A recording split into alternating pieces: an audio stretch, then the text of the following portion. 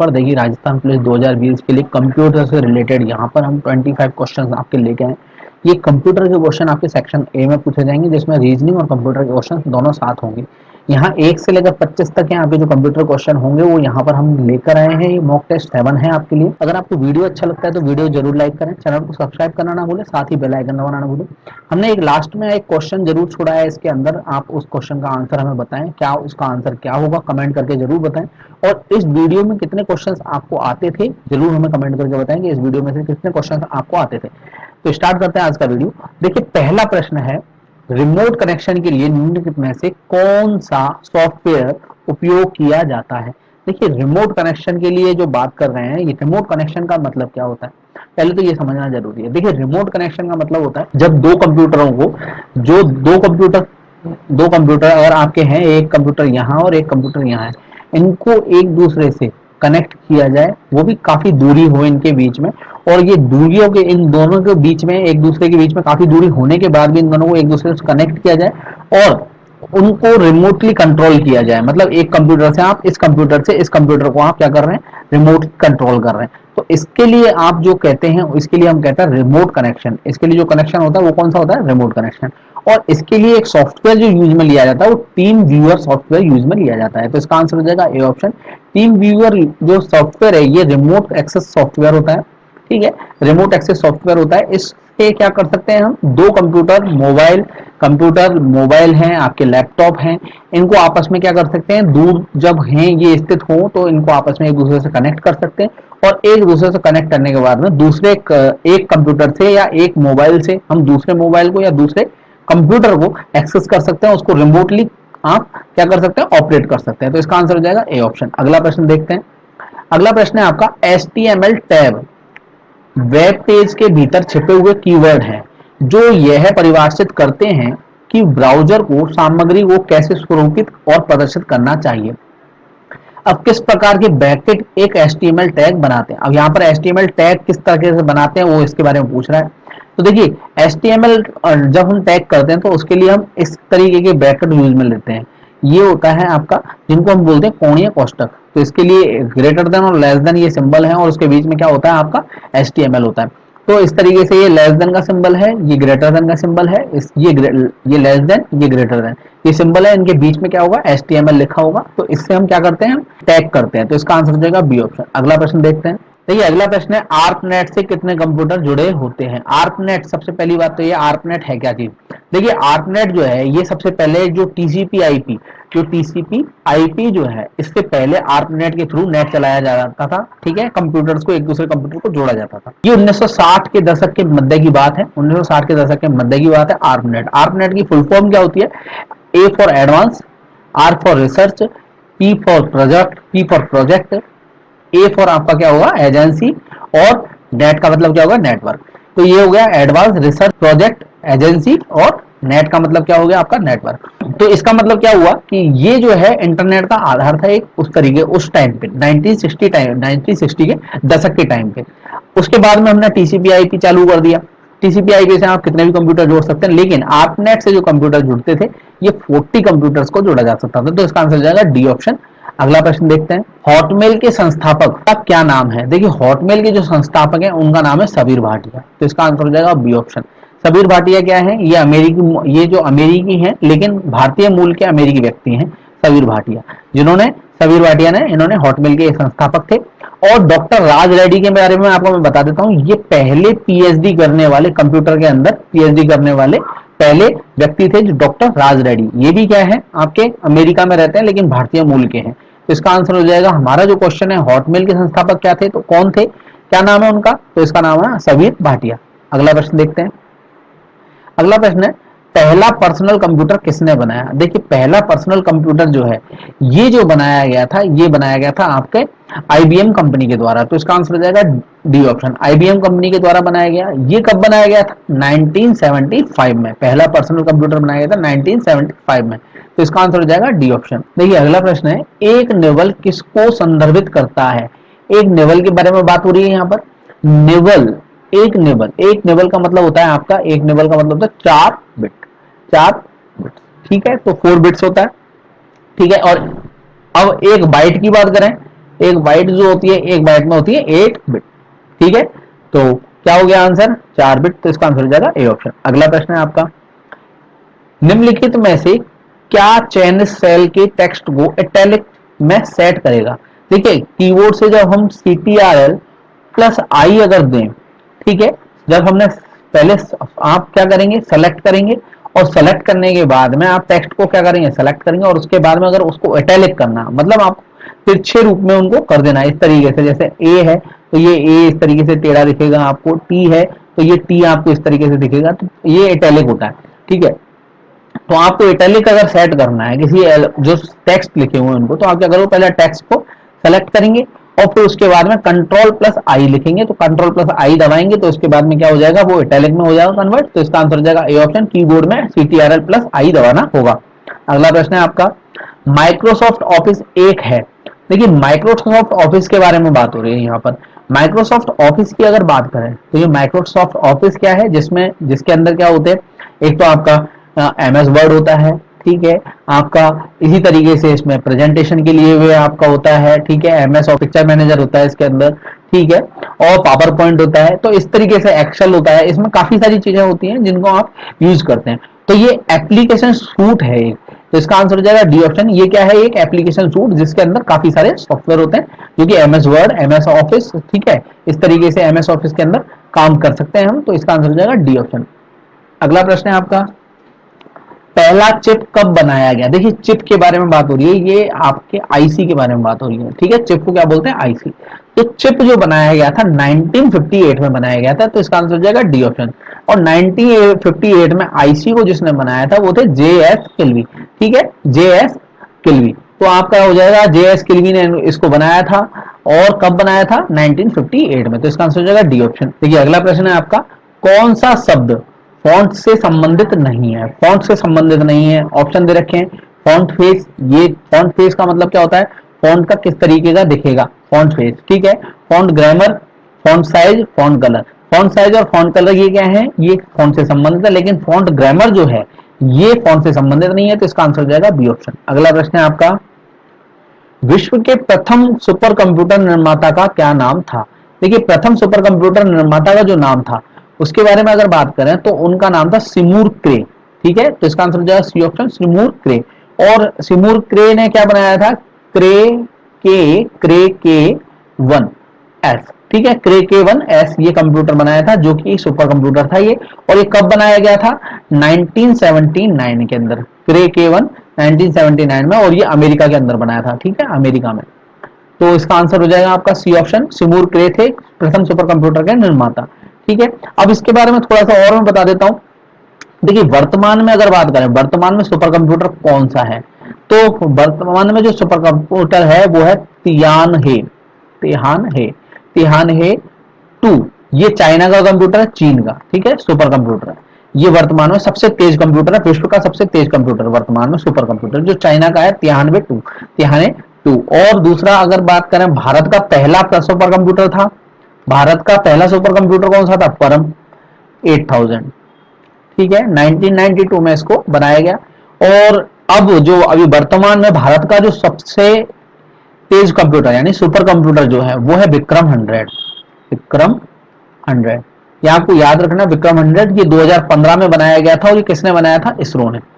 और ये जो सीडेक ने बनाया था पहला सुपर कंप्यूटर, सीडेक ने, ये पुणे में इसका मुख्यालय सीडेक का, तो इसका आंसर हो जाएगा सी ऑप्शन, क्योंकि सी ऑप्शन सिमूर क्रे है, प्रथम सुपर कंप्यूटर के निर्माता कौन थे, सिमूर क्रे, तो इसका आंसर हो जाएगा सी ऑप्शन। अगला प्रश्न है आपका, MS वर्ड का मान्य रूप क्या है। MS वर्ड का मान्य रूप क्या है, ये पूछा जा रहा है। MS वर्ड का मान्य रूप मतलब इसकी एक्सटेंशन फाइल कौन सी होती है MS वर्ड की।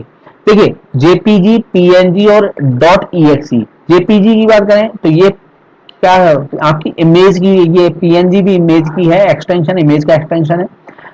.exe ये सॉफ्टवेयर आपके जो विंडोज सॉफ्टवेयर होते हैं उनका एक्सटेंशन होता है .exe।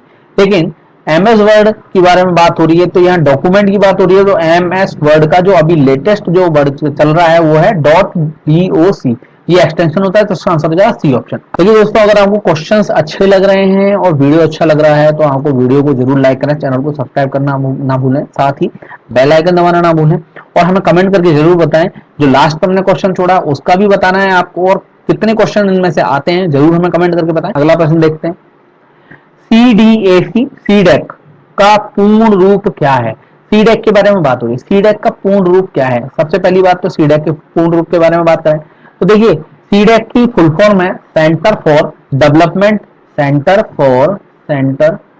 फॉर डेवलपमेंट, ठीक है, डेवलपमेंट ऑफ एडवांस कंप्यूटिंग, ये इसकी फुल फॉर्म है। तो centre for development of advance computing इसकी फुल फॉर्म है, इसका आंसर हो जाएगा ए ऑप्शन। सीडेक का कब स्थापना की गई थी? इसकी 1988 में, ठीक है। इसने परम कंप्यूटर बनाया, परम 8000 सबसे पहले जो बनाया था सुपर कंप्यूटर परम 8000, ये 1992 में बनाया गया था। और इसका जो मुख्यालय है, सीडेक का मुख्यालय, ये सीडेक का मुख्यालय जो है ये कहां पर है? पुणे में। ये अभी मैंने आपको बताया था, पुणे के अंदर इसका मुख्यालय है, तो इसका आंसर हो जाएगा ए ऑप्शन। अगला प्रश्न देखते हैं। अगला प्रश्न है, पृष्ठ आकार और मार्जिन बदलने के लिए निम्नलिखित में से किस विकल्प का उपयोग किया जा सकता है? पृष्ठ आकार और मार्जिन बदलने के लिए जो अब यहाँ ऑप्शन दिए हैं, व्यू, टूल, डाटा, लेआउट। देखिए लेआउट के अंदर जो होता है, लेआउट में आपके मार्जिन, ठीक है, पृष्ठ जो आपका लेआउट के अंदर होता है, एक पेज का जो पेज होता है उसका साइज होता है पेज आकार का, तो मतलब पेज आकार का मतलब पेज साइज जो A4, ठीक है, A5, इस तरीके से जो साइज होते हैं, B2, B4, इस तरीके के जो साइज होते हैं ये पेज लेआउट के अंदर होते हैं, लेआउट में होते हैं। मार्जिन भी लेआउट के अंदर होता है, तो इसका आंसर हो जाएगा ए ऑप्शन। अगला प्रश्न है आपका, मैग्नेटिक टेप में डेटा किस रूप में रिकॉर्ड होते हैं? देखिए मैग्नेटिक टेप में जो डेटा है ये सिक्वेंशियल मोड में होते हैं, और दूसरा रिकॉर्ड करने की बात हो रही है तो यहाँ जो रिकॉर्ड होता है वो इसका इलेक्ट्रोमैग्नेटिक स्पंदन के रूप में होता है। इसके अंदर जो डेटा को रिकॉर्ड किया जाता है वो इलेक्ट्रोमैग्नेटिक स्पंदन के रूप में किया जाता है, तो इसका आंसर दिया सी ऑप्शन। मैग्नेटिक टेप का आपको याद रखना, ये सिक्वेंशियल मोड में होते हैं मैग्नेटिक टेप, तो इसका आंसर हो जाएगा सी ऑप्शन। अगला प्रश्न करते हैं, संचार चैनल को किस नेटवर्क पर की सभी मशीनों द्वारा साझा किया जा सकता है? देखिए संचार चैनल को कह रहे हैं यहाँ पर, तो किस नेटवर्क पर सभी मशीनों द्वारा साझा किया जा सकता है? ये ब्रॉडकास्टिंग नेटवर्क के द्वारा, ठीक है, ब्रॉडकास्टिंग नेटवर्क के द्वारा कर सकते हैं, तो इसका आंसर हो जाएगा ए ऑप्शन, प्रसारण नेटवर्क। ब्रॉडकास्टिंग नेटवर्क मतलब प्रसारण नेटवर्क के द्वारा हम क्या कर सकते हैं? सभी मशीनों द्वारा साझा किया जा सकता है, तो इसका आंसर हो जाएगा ए ऑप्शन। अगला प्रश्न है, कैश मेमोरी क्या है? देखिए कैश मेमोरी के बारे में बात करते हैं। कैश मेमोरी क्या होती है? एक विशेष प्रकार की एक मेमोरी है, ये काफी तेज होती है, ठीक है, और सबसे महंगी भी मेमोरी होती है, ये आपको याद रखना कैश मेमोरी के बारे में, ठीक है। और कंप्यूटर की प्रोसेसिंग की स्पीड को बढ़ाने का कार्य करती है कैश मेमोरी, ठीक। और ये अब यहाँ पर ऑप्शन पूछ रहे हैं कैश मेमोरी क्या होती है? देखिए सीपीयू और मुख्य मेमोरी के बीच की स्थित तीव्र मेमोरी, बिल्कुल सही है, ए ऑप्शन बिल्कुल सही है। आपका सीपीयू होगा, फिर उसके बीच में कौन होगी? कैश मेमोरी, ठीक है, और फिर उसके बाद में क्या होगी? आपकी मेन मेमोरी, मुख्य मेमोरी, मेन मेमोरी। तो इन दोनों के बीच में जो मेमोरी है ये है कैश मेमोरी, ये सबसे तेज होती है, ठीक है। और इसके टाइप के बारे में बात करें तो ये L1, L2 और L3 तीन टाइप की होती है कैश मेमोरी, ठीक है। और अब दूसरी चीजें देखिए, इसके अंदर जो अगर बात करें तो इसमें क्या होता है, इसके अंदर कैश मेमोरी के अंदर कई बार जो आप प्रोग्राम को बार बार यूज कर रहे होते हैं वो क्या करती है, ये इसको स्टोर कर लेती है अपने पास में, ताकि वो वहीं से रन करना स्टार्ट कर देती है, ठीक है। तो इसका आंसर हो जाएगा आपका ए ऑप्शन। अब मैंने एक चीज और बताई आपको, यहाँ पर कई बार क्वेश्चन पूछा हुआ है कैश मेमोरी के टाइप के बारे में, कि कैश मेमोरी के टाइप कितने होते हैं? इसके तीन टाइप होते हैं, L1, L2 और L3। अब इनके बारे में एक बार ये भी क्वेश्चन पूछा हुआ है कि L1 जो कैश मेमोरी में जो L1 टाइप होता है इसकी साइज क्या होती है? देखिए इसकी साइज के बारे में बात करें तो इसकी साइज होती है 2 KB से लेकर इसकी होती है 64 KB तक। L2 की जो साइज होती है, L2 की साइज होती है 256 KB से लेकर आपकी होती है 512 KB तक। और L3 की साइज आप याद रखिएगा, L3 की सबसे बड़ी ज्यादा साइज होती है, और L3 की साइज होती है 1 MB से लेकर 8 MB तक, ठीक है।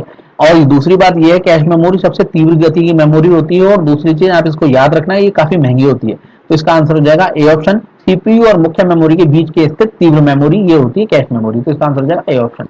अगला प्रश्न है आपका, ब्लूटूथ किसका एक उदाहरण है? ऑप्शन दे रखा है personal area network, local area network, virtual private network और वाइड एरिया नेटवर्क। देखिए ब्लूटूथ जो है ये पैन नेटवर्क है, ठीक है, पर्सनल एरिया नेटवर्क है ये ब्लूटूथ, ठीक है।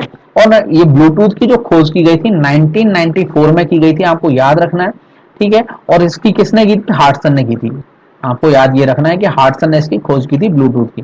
तो इसका आंसर हो जाएगा A option, personal area network थी। ये इसका ब्लूटूथ का एक नेटवर्क का उदाहरण है ब्लूटूथ, और इसकी जो खोज की गई थी हार्टसन के द्वारा 1994 में की गई थी। तो इसका आंसर हो जाएगा ए ऑप्शन। अगला प्रश्न है आपका, सिस्टम द्वारा एक प्रोटोकॉल प्रति परत प्रयुक्त प्रोटोकॉल की एक सूची को क्या कहा जाता है।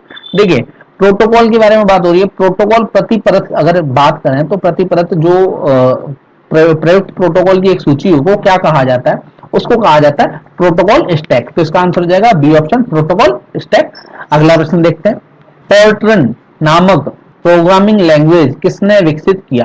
देखिए फोर्ट्रन जो है ये क्या है, फॉर्मूला लैंग्वेज है। ठीक, फॉर्मूला आपकी फॉर्मूला ट्रांसलेशन लैंग्वेज है ये, फॉर्मूला ट्रांसलेशन। अब इसके बारे में बात करें, देखिए ये फोर्ट्रन जो है ये, अब आप देखिए यहां से आप समझ सकते हैं, फोर का मतलब तो फॉर्मूला और ट्रेन का मतलब क्या हो गया, ट्रांसलेशन, और इसका ये संक्षिप्त रूप है फोर्ट्रन। ये जो है कब बनाई गई थी, 1957 में बनाई गई थी। ठीक है, और किसके द्वारा, आईबीएम ने इसको तैयार किया था, लेकिन किसके प्रस्ताव पे तैयार किया था, वो किया गया था जे.डब्ल्यू. वेकस के। ठीक है, जे.डब्ल्यू. वेकस के। तो जे.डब्ल्यू. वेकस के द्वारा जो प्रस्ताव की दिया गया था उस पे आईबीएम ने इसको तैयार किया था। तो इसका आंसर हो जाएगा जॉन वेकस। तो इसका आंसर हो जाएगा बी ऑप्शन। फोर्ट्रन की आपको फुल फॉर्म याद रखनी, कई बार पूछी हुई है, कब बनी थी ये भी याद रखना है, 1957 में बनी थी। और ये कितने, इसके बारे में ये भी पूछा हुआ है किसने बनाया, तो ये जॉन बेकर्स ने बनाया। और जॉन बेकर्स ने किसके साथ में काम करके बनवाया इसको, आईबीएम के साथ में। तो इसका आंसर हो जाएगा बी ऑप्शन। अगला प्रश्न देखते हैं, ग्राफिक्स के लिए कंप्यूटर की मेमोरी में आरक्षित स्थान क्या कहलाता है। देखिए ग्राफिक्स के लिए जो कंप्यूटर की मेमोरी में जो आरक्षित स्थान होता है वो कहलाता है बिटमैप। तो बिटमैप वो एरिया है जहां पर ग्राफिक्स को एक स्पेशल स्पेस दिया जाता है। तो इसका आंसर हो जाएगा बिटमैप, बी ऑप्शन बिल्कुल सही आंसर होगा। अगला प्रश्न देखते हैं, लेजर प्रिंटर की छपाई की गति सीमा क्या है। देखिए लेजर प्रिंटर के बारे में बात करें तो लेजर प्रिंटर की जो छपाई की गति सीमा होती है वो 10 पृष्ठ प्रति मिनट से 200 पृष्ठ प्रति मिनट होती है। तो इसका आंसर हो जाएगा ए ऑप्शन। लेजर प्रिंटर के अंदर जो प्रिंटिंग की जाती है, जो छपाई की जाती है, मतलब प्रिंटिंग की जाती है, तो वो लेजर किरणों के द्वारा प्रिंटिंग की जाती है। तो इसका आंसर हो जाएगा ए ऑप्शन। अगला प्रश्न देखते हैं, अगला प्रश्न है, कंप्यूटर शब्दावली में वायरस के आतंक को क्या नाम दिया गया। देखिए कंप्यूटर शब्दावली में जो वायरस के आतंक को नाम दिया गया था इलेक्ट्रॉनिक टेररिज्म। तो इसका आंसर हो जाएगा बी ऑप्शन, इलेक्ट्रॉनिक टेररिज्म। तो डी आंसर बिल्कुल सही आंसर होगा इसका। अगला प्रश्न देखते हैं, देखिए अगला प्रश्न है आपका, मॉनिटर पर किस तकनीक के द्वारा आकृति बनती है उसे क्या कहते हैं। देखिए मॉनिटर पर जो आकृति जो बनती है वो वेक्टर ग्राफिक्स के द्वारा बनती है। ठीक है, वेक्टर ग्राफिक्स के द्वारा। अब इसका आंसर हो जाएगा ए ऑप्शन। देखिए तस्वीर के बारे में बात करें तो तस्वीर के दो तरीके की तस्वीरें बनती हैं। एक तो तस्वीरें जो बनती है, एक तो रेस्टर होती है तकनीक, रेस्टर तकनीक है, और एक वेक्टर तकनीक है। ठीक है, ये आपको याद रखना, रेस्टर और एक वेक्टर। रेस्टर की बात करें तो और वेक्टर की बात करें तो देखिए रेस्टर की अंदर जो तस्वीरें बनती है वो पिक्सल, ठीक है, पिक्सल से बनती है, पिक्सल से। और वेक्टर में जो तस्वीर बनती है वो रेजोल्यूशन इंडिपेंडेंट होती है। ठीक, रेजोल्यूशन इंडिपेंडेंट होती है। ये दोनों तस्वीरों के अंदर अंतर है रेस्टर और वेक्टर के अंदर। ठीक है, दूसरा अगर बात करें तो रेस्टर टेक्निक जो है, रेस्टर वाली जो ग्राफिक्स होती है, रेस्टर ग्राफिक्स, इसके अंदर जो इमेज होती है ये पिक्सल से बनी हुई है। आप इसको साइज को जब बड़ा करेंगे तो इसकी पिक्चर क्वालिटी क्या होती जाएगी, घटती चली जाएगी, पिक्चर की क्वालिटी घटती चली जाएगी। और रेस्टर के अंदर जो रेजोल्यूशन इंडिपेंडेंट है ये इमेज, और इनके अंदर जब आप साइज को बड़ा या छोटा किसी भी तरीके से आप इसको अगर करेंगे तो क्या होगा, इसकी जो पिक्चर क्वालिटी होगी उसमें कोई फर्क नहीं पड़ेगा, पिक्चर क्वालिटी में कोई अंतर नहीं आता। ठीक है, अब वेक्टर तकनीक के बारे में पूछा हुआ है, वेक्टर ग्राफिक्स के बारे में एक क्वेश्चन पूछा हुआ है इसके अंदर कि इनके जो एक्सटेंशन होते हैं वो किस तरीके के होते हैं। तो इनके एक्सटेंशन मतलब पिक्चर का जो एक्सटेंशन होता है वो इस तरीके से होता है, CDR, ठीक है, .ai, ठीक है, इस तरीके के एक्सटेंशन होता है, या फिर SRD, ये इस तरीके से एक्सटेंशन होते हैं। जबकि इसके अंदर आपका JPEG, ठीक है, JPG, ठीक है, इस तरीके से PNG, ये एक्सटेंशन इसके होता है रेस्टर के। तो इसका आंसर हो जाएगा ए ऑप्शन। वेक्टर ग्राफिक्स को यूज करके क्या करते हैं, मॉनिटर के अंदर आकृतियों को बनाया जाता है। तो इसका आंसर हो जाएगा ए ऑप्शन। अगला प्रश्न देखते हैं, अगला प्रश्न है, कंप्यूटर को भी अभिव्यक्ति के लिए भाषा की जरूरत पड़ती है। कंप्यूटर के प्रोग्राम की भाषा भिन्न भिन्न किस्म की होती है। इनमें से एक है मशीन लैंग्वेज। यह क्या है? देखिए कंप्यूटर के अंदर बात करें, कोई भी कंप्यूटर आप लेंगे तो उसके अंदर आपकी अलग अलग तरीके की भाषाएं होती हैं, लेकिन प्रत्येक कंप्यूटर जो होता है वो मशीन लैंग्वेज पे काम करता है। ठीक है, तो जैसे आपकी जो भाषाएं, आपकी सी प्लस प्लस हो गया, बेसिक हो गई, सी हो गई, आपकी जो भी ये सभी भाषाएं हैं, लेकिन कंप्यूटर क्या है, मशीन लैंग्वेज को समझता है। मशीन लैंग्वेज की मतलब क्या है? बाइनरी अंकों के रूप में लिखे गए निर्देशों का एक क्रम होता है। तो इसका आंसर हो जाएगा ए ऑप्शन, बाइनरी अंकों के रूप में लिखे हुए निर्देशों का एक क्रम होता है मशीन लैंग्वेज।